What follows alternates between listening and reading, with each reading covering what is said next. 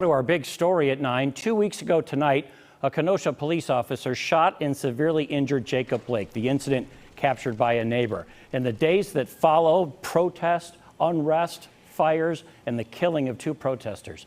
Bill MISTON is live in Kenosha tonight, where people are now working to rebuild what was lost here.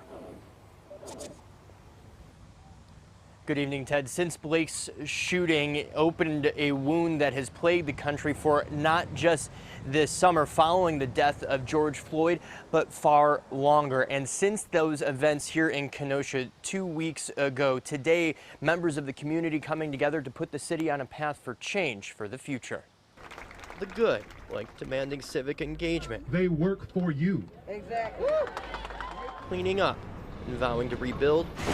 It's hard to remember when the bad is seared into one's memory.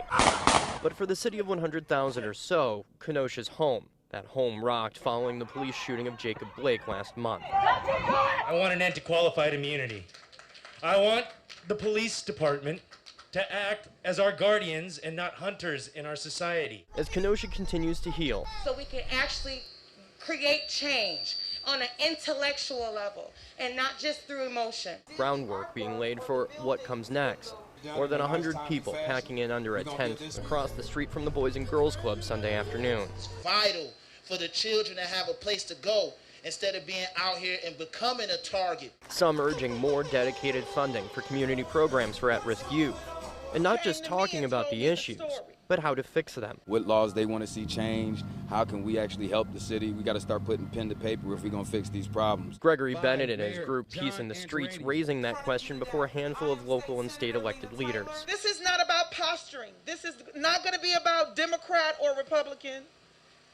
It's not about that. It's about solutions. No justice! No peace! Which won't come about solely by marching or protesting. Be here next month and tell me you still care. Be here when there's need boots on the ground. Not to hold a camera, but help sit a seat down. We got voter registration over there. We got people here to help people get their records expunged. Everything. It's about actionable items. And that's what we have to do. And in their mind, help the city rise up together for the better. The Wisconsin Department of Justice is still investigating Blake's shooting. The U.S. Department of Justice has opened a civil rights investigation into the matter as well. And an Illinois teenager remains jailed after being charged with shooting and killing those 2 protesters 2 weeks ago. Reporting in Kenosha tonight, Bill MISTON, Fox 6 News. Okay, Bill, thank you.